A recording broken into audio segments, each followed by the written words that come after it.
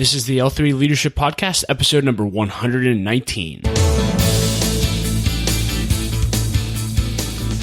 What's up, everybody, and welcome to episode number 119 of the L3 Leadership Podcast. My name is Doug Smith, and I'm the founder of L3 Leadership. We're a leadership development company devoted to helping you become the best leader that you can be. In this episode, you're going to get to hear me interview Ed Grefenstette, who's the president, CEO, and CIO of the Dietrich Foundation, which I'll talk about that in just a minute. But before we do, if you're new to the podcast, where this podcast is intended to help you grow your leadership skills, and we are committed to bringing you at least 3 episodes each month. One will always be from our leadership events where we have leaders come in and speak. One will be an interview that I do with a high-level leader, and then once a month you'll get a personal leadership lesson by me as well.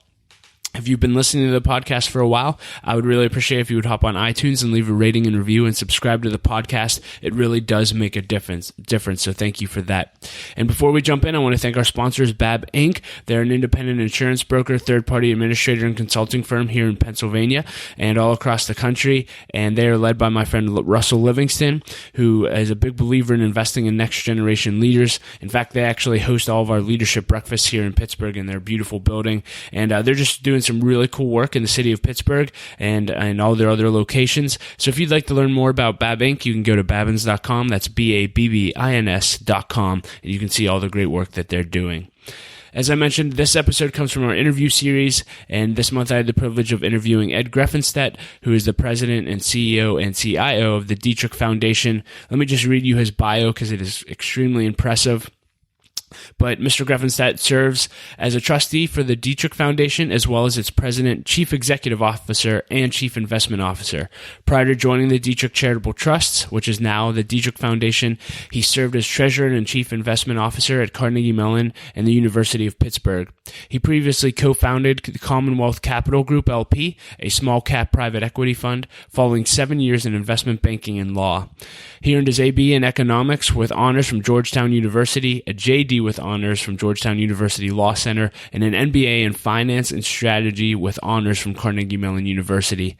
In addition to serving as a trustee or director of Carnegie Mellon University, the University of Pittsburgh, the Hillman Company, and the Hillman Family Foundations, he is also a member of the investment committees of the University of Pittsburgh Medical Center, Carnegie Mellon University, and the University of Pittsburgh. That is a very, very, very impressive resume, and I was so honored to get to spend time with Ed. In our interview, we talk about leadership, we talk about finances, we talk about entrepreneurship, and many other things. I think that you will be inspired. I think that you'll be challenged, and I know that this podcast interview is going to add a lot of value to your life. And Ed will also be speaking at one of our upcoming breakfast events in January 2017. So if you really enjoy this, we'd love to have you come out and meet Ed in person as he shares his leadership content there as well. So that being said, let's jump right into the interview, and I'll be back at the end with a few announcements. Enjoy the interview with Ed. Well, hey, Ed, thank you so much for being willing to do this interview. I appreciate it. And why don't we just start off with you just telling us a little bit about yourself and what you do? Sure. My full name is Edward Grefenstette, and I am the 8th of 9 children, born in Pittsburgh, and had a pretty happy childhood, wonderful family in the South Hills of Pittsburgh. Went on to college and law school, practiced law for a while until I decided to go back and get my MBA and move into finance, which was my real passion. And I did that working for PNC Capital Markets and investment banking, doing mergers and acquisitions advisory work there before deciding to step over to the principal side of the same transactions I had been advising to become a private equity investor. So I raised a pool of capital and began with 3 other partners acquiring privately held businesses. Later, I joined Carnegie Mellon University as its treasurer and chief investment officer. And soon after that, Bill Dietrich made me an offer, a proverbial offer I could not refuse, to join him at then the Dietrich Charitable Trusts. That was 2010. Bill Dietrich passed away in 2011, and per his wishes, we formed the Dietrich Foundation, which he asked me to run. So my title today at the Dietrich Foundation is President and Chief Investment Officer. And just for context of that position, can you tell us a little bit about the foundation and and what specifically you do? Absolutely. So the foundation was the charitable vision of Bill Dietrich, who was truly a remarkable American story, I think.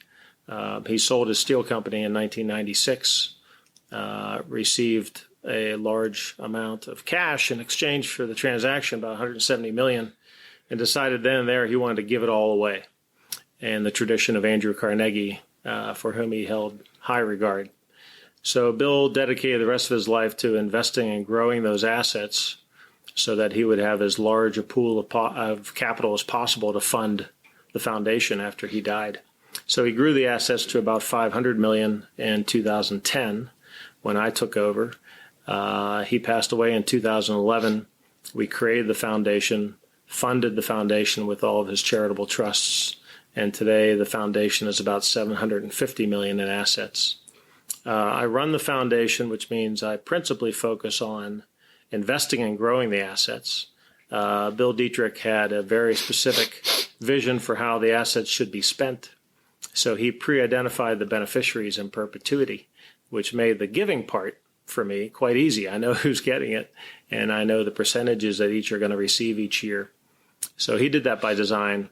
So the 15 nonprofits we support, 14 of which are in Pennsylvania, largely are higher education.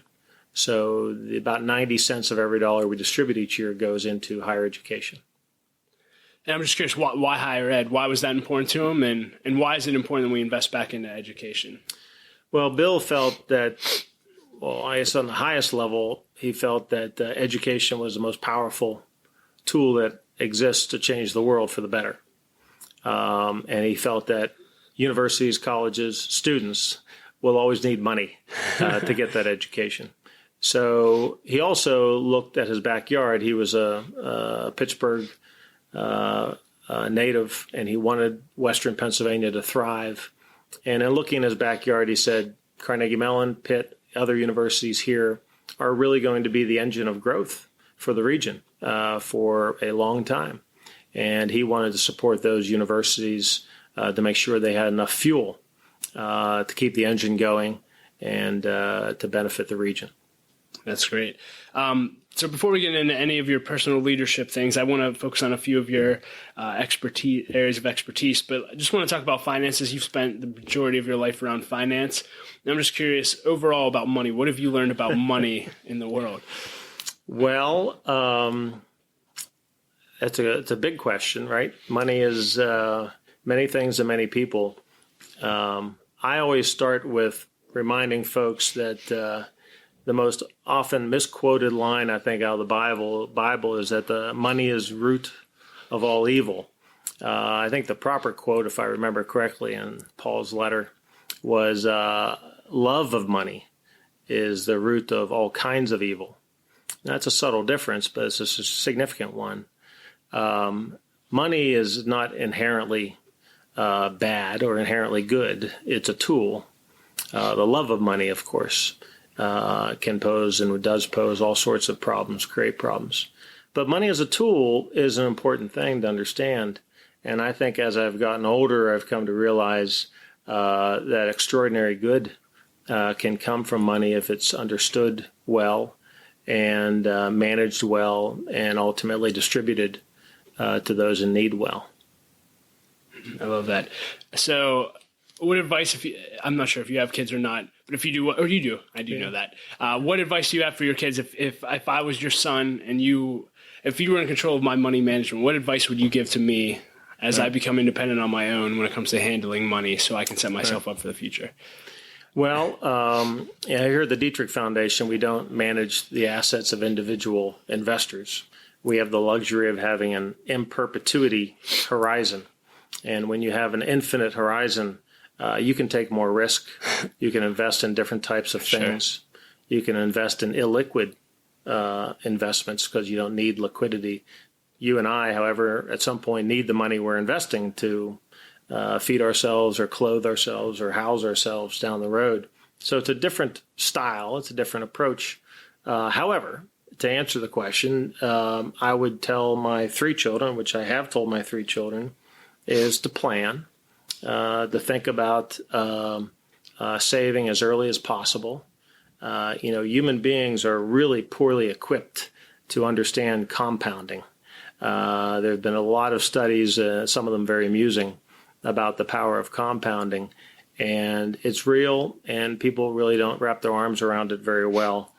But the point of that is, if you put away a little bit of money when you're young and are disciplined about continuing to put money away, those investments, those assets will compound over time and grow to be quite significant later in life. So starting early is essential, and I think that would be the point number one. Point number two is understanding what you don't know and educating yourself. Some people are intimidated by the concept of investing and creating savings, but they shouldn't be. They should take the initiative to read and understand, and if they can't, try to find someone they respect and trust as an advisor and sit down with them.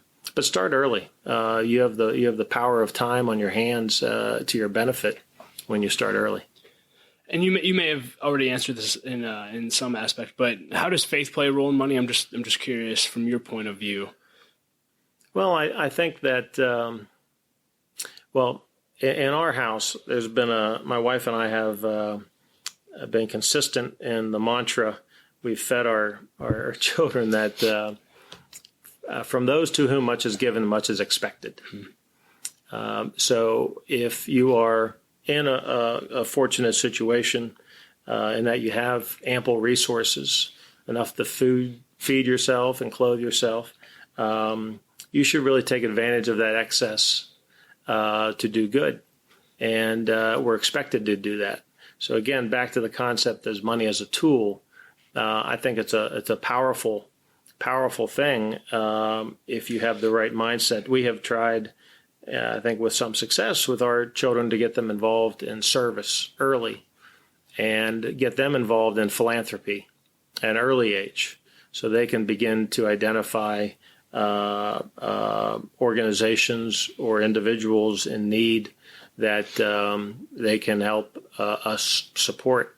So I think starting early and really making sure that your children understand money as a tool.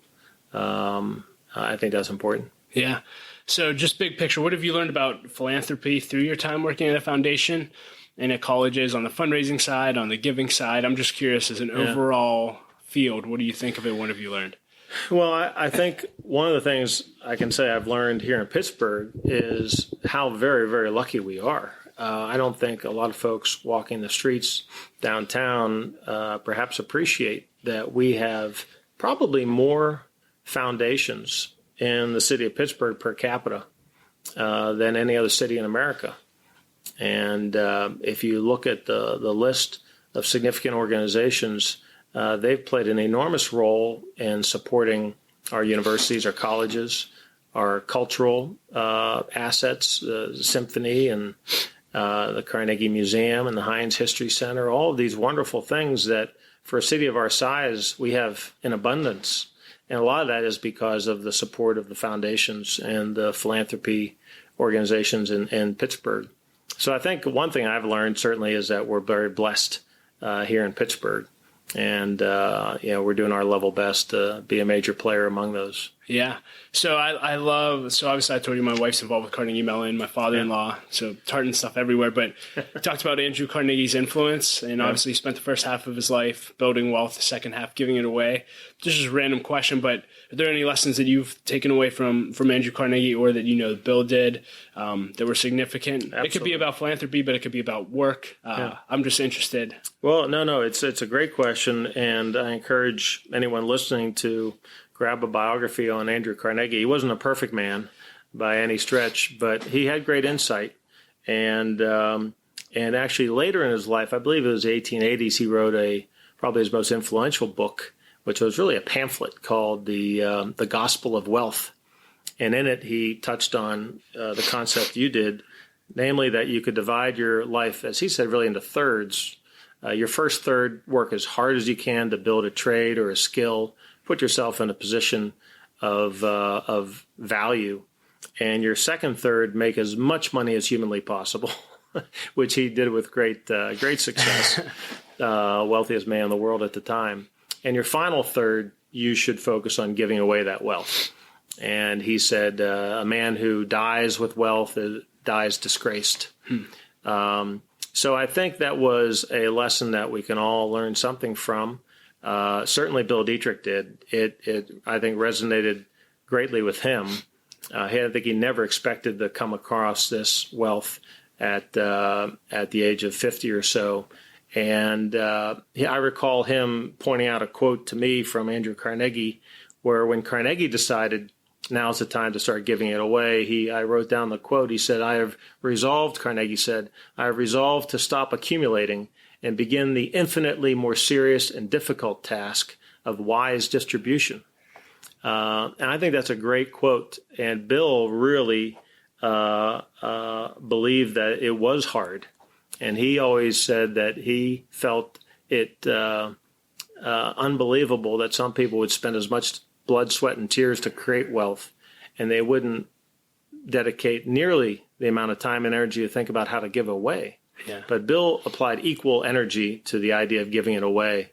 So when he crafted the vision for the Dietrich Foundation, he wanted very much to figure out the highest and best use of this money and how it can make the greatest impact in the region. So I think that was a lesson that Bill learned and really is revealed in the mission of the organization. Yeah, so it just brings up a question I was probably going to ask later.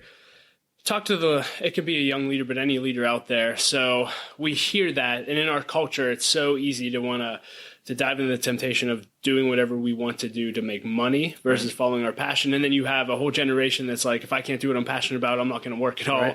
Right.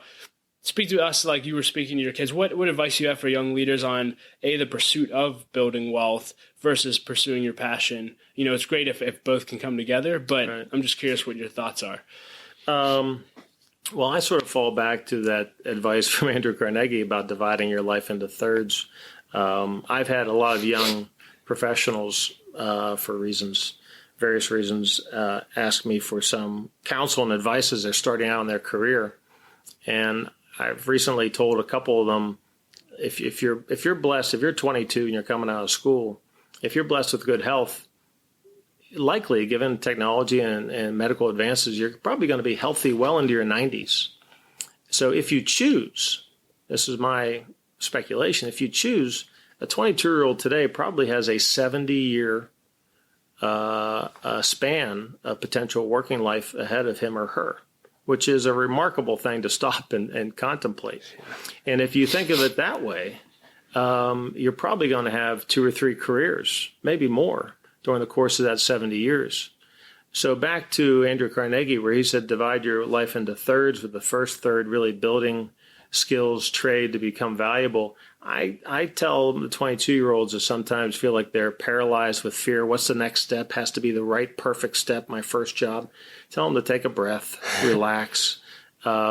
Just choose something that is going to add to your experience, add to your maturity, add to your skills. It could be taking an entry-level job. It could be going back to finish school or add additional school.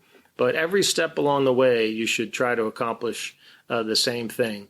Do a great job, add something to your skill set. And what that does is that means every additional step you take opens up more doors. And if you do that until you're 30, you're going to have many, many, many doors open to you. And I think you just have to, again, take your breath, take your time, understand what you're trying to achieve. And by the time you hit your late 20s or 30s, if you pursue that path, I think young professionals especially will find themselves in a position where they are earning something that's commensurate with their expectations. And then, things sort of take off from there. Yeah, that's a great answer. I know your foundation's money is spoken for, but talk to the fundraisers out there, whether they're someone from the nonprofit world listening, someone like myself. I love that one of the first things you said to me was, hey, our money, you basically can't touch our money. Yeah. Sorry, but talk to the fundraisers. What have you learned about people actually soliciting for money? Mm-hmm. And what advice do you have for them? Let me just clarify, Bill's reason, I think, for restricting the foundation's support to 15 nonprofits that he hand-selected is that he wanted to, as he said, control it from the grave. He wanted to avoid the possibility that in 50 or 100 years, some trustees might hijack his Dietrich Foundation and take it into a direction that he didn't want. So that's why he put the provisions in place that we are not permitted to add new beneficiaries. But my advice to offer to those who are in the market talking to other foundations or fundraisers, I think it would be to prepare a very compelling and succinct articulation of the case. That sounds so simple and commonsensical, but maybe it's not common in practice. But I think having a 1 or 2 or 3 minute very succinct articulation as to what the need is and how funds would go to support that need is very, very powerful. Beyond that, of course, you need to be able to go deep. So be prepared with having done your homework with explaining what the specific challenges and risks are of taking the funds you're asking for to deploy in the fashion you've articulated. And then at the conclusion, demonstrate that you've identified measurable metrics that will show the success or failure of the effort. So any sophisticated source of charitable funds will want to sit across the table and see that the homework has been done, and at the end of the day, they're going to be able to say, yes, by these measurements, we were successful or not. So I think that's a pretty good approach. Yeah.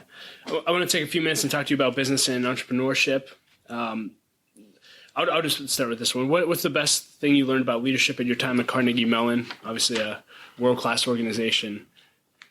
I really enjoyed my time at Carnegie Mellon. I was only there for 3 years when Bill Dietrich made me that offer. I couldn't refuse to leave. But I really enjoyed working for President Jerry Cohen, and I think he is an excellent example of the very best of leadership. And I think President Cohen, really shined in that regard during the global financial crisis, during which I was treasurer and chief investment officer for the university. So in 2008, 2009 rolled around, and many people felt the world was coming to an end, certainly in the financial services area. Jerry had such a steady hand, and he handled it beautifully and simply by just being that voice that reminded all of us what our mission was, what our priority was, the students, the faculty, the academic core of the institution. And again, in retrospect, that sounds simple and it sounds obvious, but he did it in a way that really allowed everyone to stay focused themselves, stay motivated and inspired, and get across the river. And we did that. And I think we did it with success because of his leadership. That's great. So, and you also co-founded a company in your past. What did that experience teach you, and what advice do you have for aspiring entrepreneurs? Yeah, so I with 3 others, founded a private equity fund back in 1999, and I remember one time we were walking through a manufacturing facility that we were looking to buy out of this fund. And the founder turned to me and said, "Do you know what makes a great entrepreneur?" And I said, "No, what?" And he said 2 things. First is unbridled passion, and the second is incomplete information. And I always thought that was a spectacular way to describe entrepreneurial, aspiring entrepreneurs, because often when you go into something, you have no earthly idea of what you're getting into. And sometimes you may look back and say, if I had known how difficult this was going to be, I would never have done it. So that's why you need passion and incomplete information.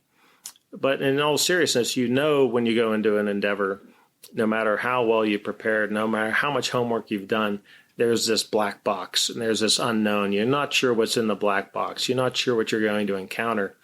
that's where I think, the passion and the fortitude are important characteristics. So whoever is listening, if you're thinking about starting a business, I fully encourage you to dive in, but just be prepared as best you can and know there's going to be an unexpected turn in the road or two that you're just going to have to deal with. And, when you look back on it and you get through it, it feels pretty good. Yeah. What were some of the bigger challenges that you had? Well, we certainly had some challenges. We, at the end of the day, our private equity fund performed well, I believe, and returned a good return for our investors. But we had one investment that went sideways and then it went down the tubes. And that was a very, very difficult period for us because we began to, question our judgment on that investment, our judgment of the people involved. And that was really, really hard to swallow. But it was a great learning experience. And I think it made certainly me and my partners better investors going forward. So you have to expect failure. And if you're honest with yourself, you probably have learned a lot more from your failures than your successes. And I know that was the case for us. So you've had various leadership positions. I'm just curious, what's the hardest part about leadership in general, but leading at the level that you've had to lead with the responsibilities you've had? What's been the hardest thing for you? I think the hardest thing for me has been letting go, to be perfectly honest.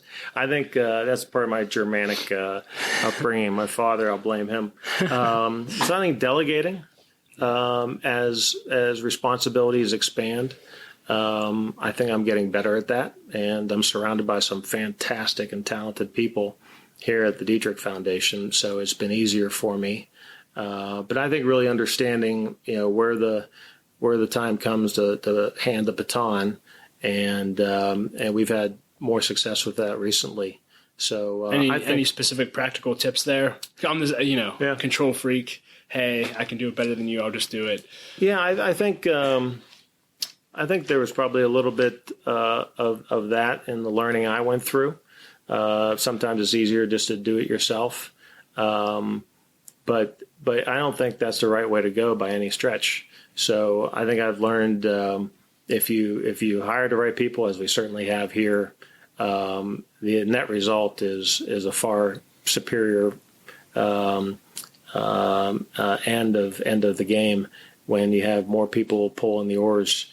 And I think we've gotten to a point now where we have a lot of leadership through my team, and I'm not sure. As we were preparing for this conversation, I was starting to think about how you really define leadership, and a million people will probably give it a million different answers, but I think of it as just how you interact with others.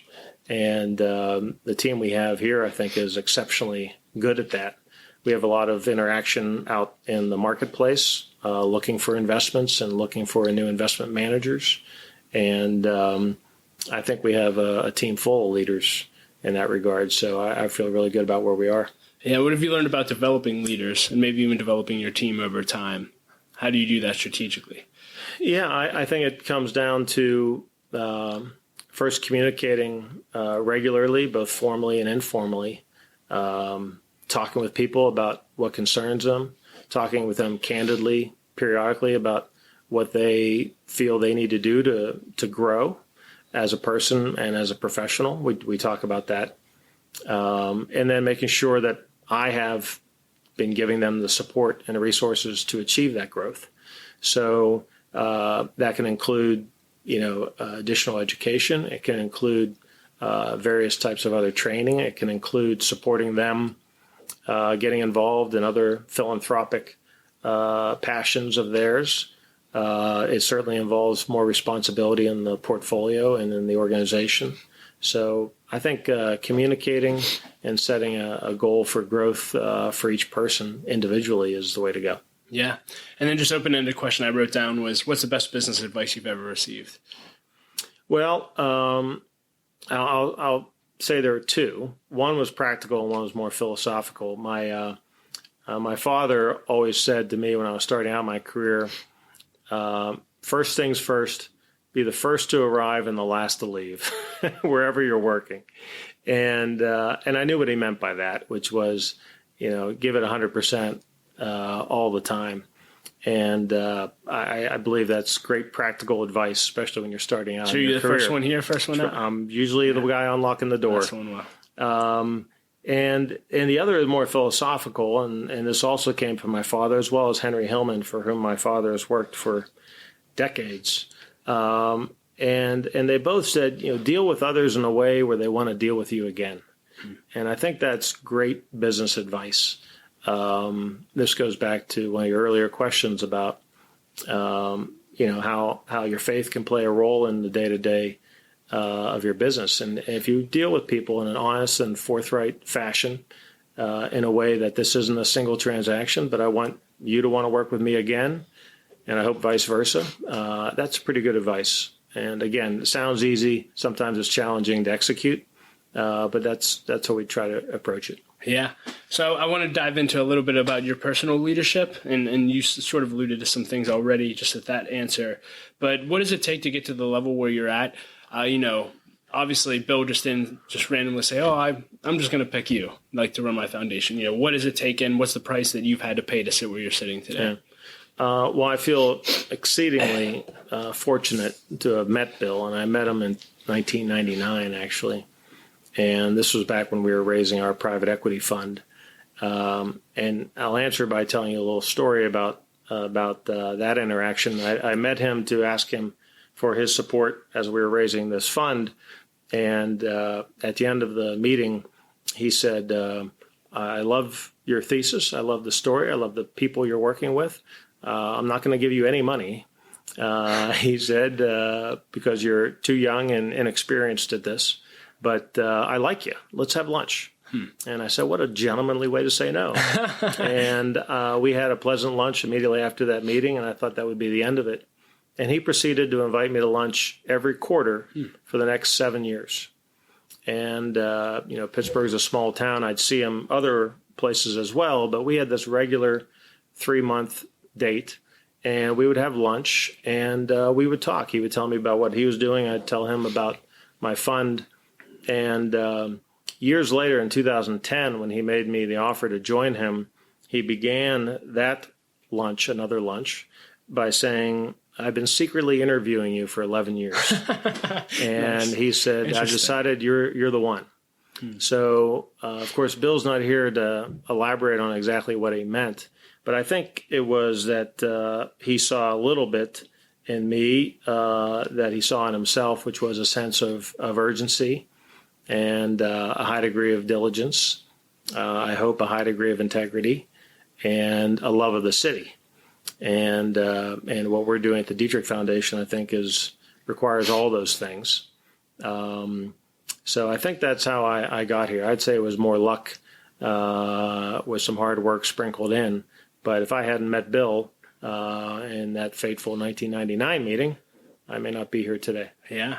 So obviously Bill's made a huge impact on your life. Who are some of the other role models in your life that helped shape who you are when it comes to the work ethic, the integrity, who were mentors in your life? And then how specifically did they make that impact on you? Was it like, I love that Bill took you out to lunch every quarter. That's amazing.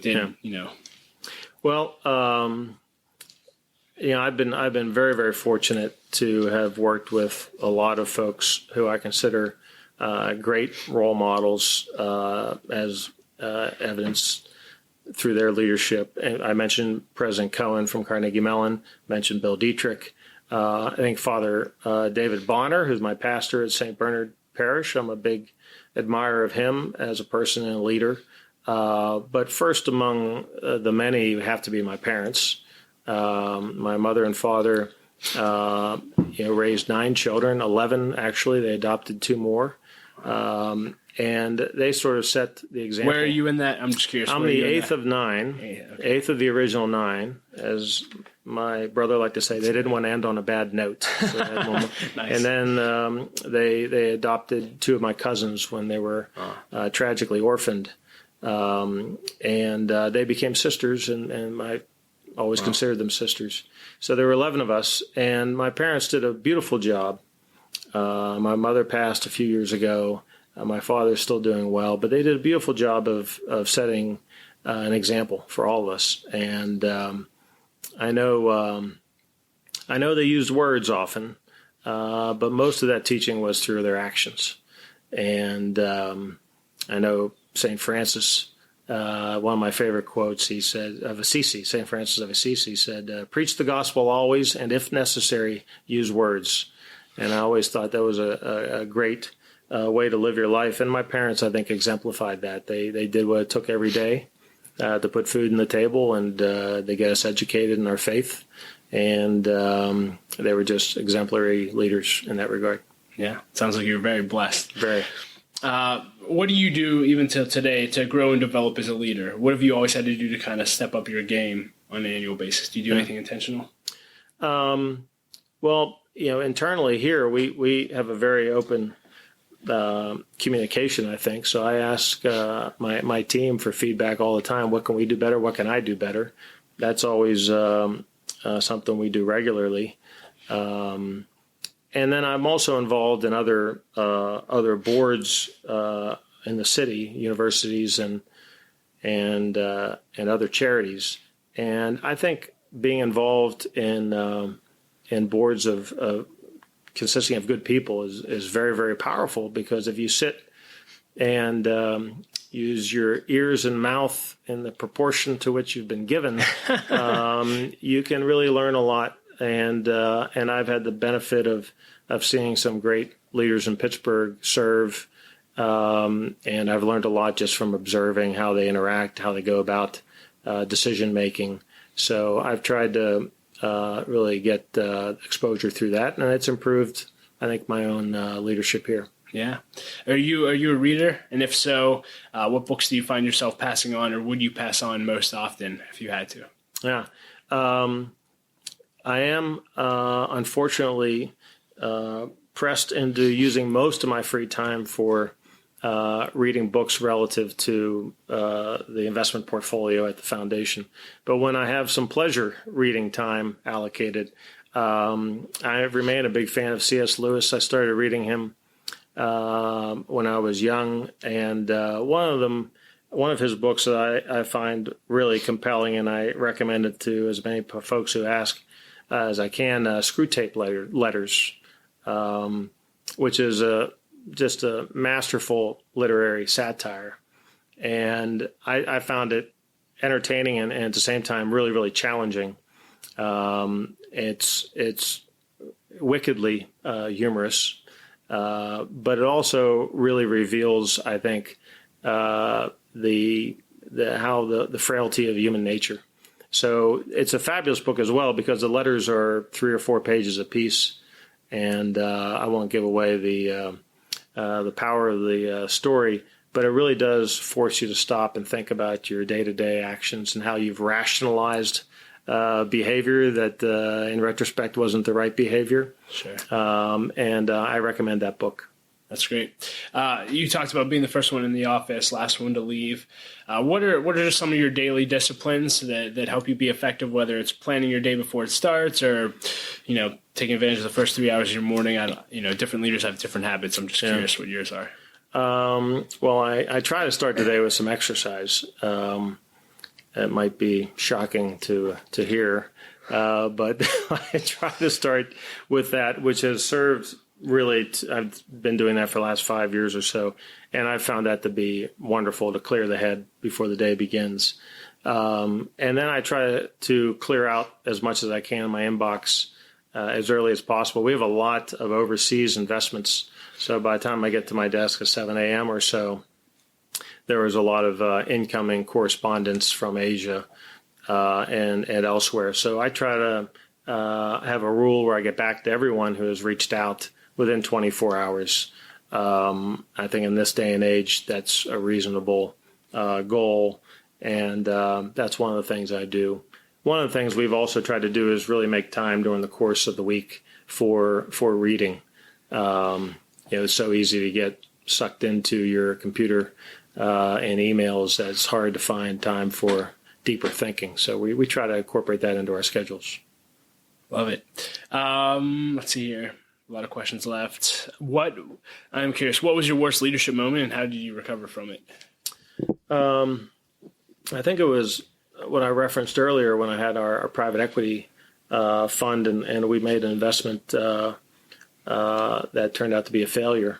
And I take a lot of responsibility for that. We've, as a team, went back and looked at the decision-making process we went through and did a full autopsy, if you will, of how that came to be. And anytime you're investing, there's a certain element of risk, and we probably underestimated the risk in that instance.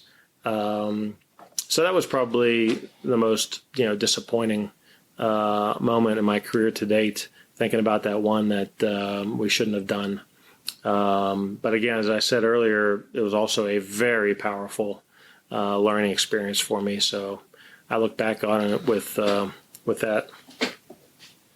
So I want to talk a little bit about young leaders and your advice to them. Some of this you've already answered, but what qualities do you specifically look for in up-and-coming leaders? If you were going to take a young Ed out to lunch every quarter, what would you be looking for in that person that you'd invest in? I would look for, to the extent you can in a first meeting, evidence of integrity, diligence, humility, a sense of curiosity. If someone is early in their career, I certainly wouldn't expect them to know anything, I shouldn't say it that way. I wouldn't expect them to know everything. Sure.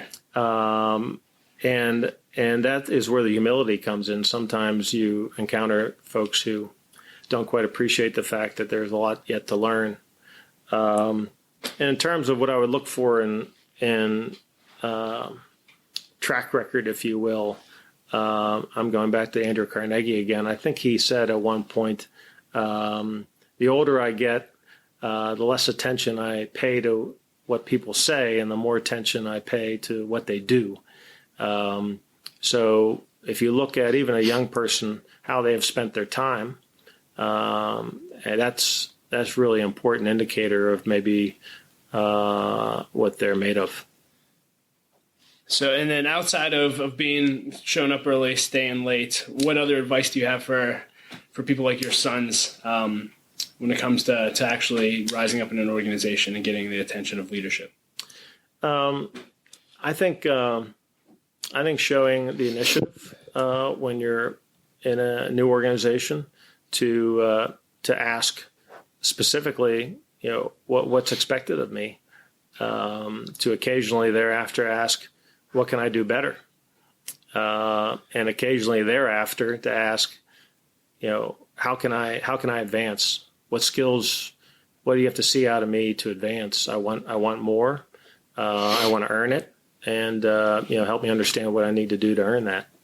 Other than that, practical advice I gave earlier about just putting in the hours is obvious. Another perhaps more subtle piece of practical advice is I've told young people, look at people who are successful in the organization you're in and observe how they've come to achieve that success. Do they handle themselves in a certain way? Have they developed certain skills? Is it a matter of how they handle their professionalism?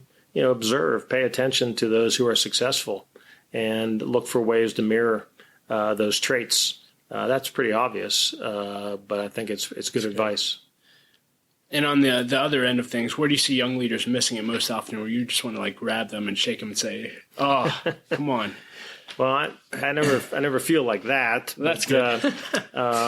Because I know I was, a very, very different person 30 years ago than I am right now. But I would recommend to some young people, especially today, to recognize there is a value to humility, as I said earlier. And, in this day and age when all of us are carrying, as you have in front of you, a supercomputer in the palm of their hands, there's a tendency to think I either know everything or I can access anything in the next 30 seconds if I need to. And that can sometimes seduce us all into believing we don't have anything yet to learn. And I think having a sense of humility that, hey, that I can certainly learn, I will learn, that's a pretty important characteristic. That's great. I want to close with a few personal questions. Just a fun one. When you think of success, who's the first person that comes to mind? I think of my parents. I do. I think they have they've done it well. Love it. We've already talked about their impact. They were phenomenal. Yeah. If you could have coffee with your 20-year-old self, what would you tell that Ed? Well, I met my wife when I was 20. So I would probably tell my younger self, you're going to meet this gal. Don't blow it, which I came close to doing a couple of times. Yeah? So I think that would probably be my number one advice. My second advice would probably be, especially when you're still in school, take more chances. Take some classes that are sort of out of your comfort zone. Push yourself a little bit. I don't think I did enough of that when I was in school. My kids are, I think, much better at that. And I think they've discovered some passions and interests they didn't know they had. So that would be good advice. Yeah. If anyone is listening to this, and I'm not sure if there are ways, whether it's through the foundation or just anything that you're involved with personally, is there anything that anyone listening to this can do to connect with what you're doing or serve you or your organization? Well, if someone does have maybe a piqued interest in philanthropy, I would encourage you to look at our website and get a sense of the organizations that we support, DietrichFoundation.net. And specifically among those is one of the beneficiaries is the Pittsburgh Foundation. So we give a certain amount of money each year to the Pittsburgh Foundation, which is well run and becoming one of the larger city foundations in the country. And that presents a lot of opportunities if you wanted to start giving at a small level and work your way up. And they do a lot of good things. They support a lot of great programs in the city. And eventually, if people want to start creating their own dedicated donor-directed fund, the Dietrich Foundation, the Pittsburgh Foundation can manage that. So that would be a good place to go. Yeah. A little more personal. Out of everything you've accomplished up to this point in your life, what are you most proud of? I think I'm absolutely most proud of having married the person I married, and us having raised three good people so far. They're wonderful, and I'm absolutely most proud of that. Yeah. So one day looking back, if you had to have your kids say something about you at your funeral, what would you want your legacy to be, and what would you want them to say about your life? I haven't thought of that. I hope they would say that he worked hard and left the city, the world a better place. I think that's certainly what gets me out of bed every day is the mission of this foundation, and now I consider myself the luckiest guy around. I love it. And is there anything else that I didn't ask, or any broad advice that you have to leaders listening that you want to leave us with? No, I think you've been wonderful in preparing great questions, and the only thing else I'd say is reach into your pockets and make sure you give generously to the light of life. There we go. Love it. You heard it first. I'm going to put that at the beginning of the interview. Thank you so much. I'd appreciate your time. My pleasure. Hey everyone, and thank you so much for listening to our interview with Ed. We really hope you enjoyed it and that it added value to your life. Again, you can find ways to connect with Ed and lots of other things in the show notes at l3leadership.org/episode 119. You can also sign up for our email list on our website and keep up to date with everything that we're doing here at L3 Leadership, and we'd love to connect with you. When you sign up for our email list, you'll also get a free copy of my ebook, Making the Most of Mentoring, which is my step-by-step process for getting interviews with leaders and getting meetings with them as well. I want to thank our sponsor, 068, which is a company led by my friend Daniel Bull, and they actually start companies with ex-convicts, which is unbelievable work, and you can learn more about their work and see some stories of the lives that have been transformed as a result of their work at 068.org. That's 068.org, all spelled out. Again, if you enjoyed the podcast, we would really appreciate if you would subscribe, leave a rating and review on iTunes. It really does help, and we appreciate you listening. And as always, I like to leave with a quote, and I love this quote I read recently. It's by George Washington Carver, and he said this. He said, "No individual has any right to come into the world and go out of it without leaving behind him distinct and legitimate reasons for having passed through it." That is good stuff. So I hope that every day you're building your legacy. I hope that every day you're adding value to people and just making a difference in this world. Thanks again for listening and being a part of L3 Leadership. Laura and I appreciate you so much, and we'll talk to you next episode.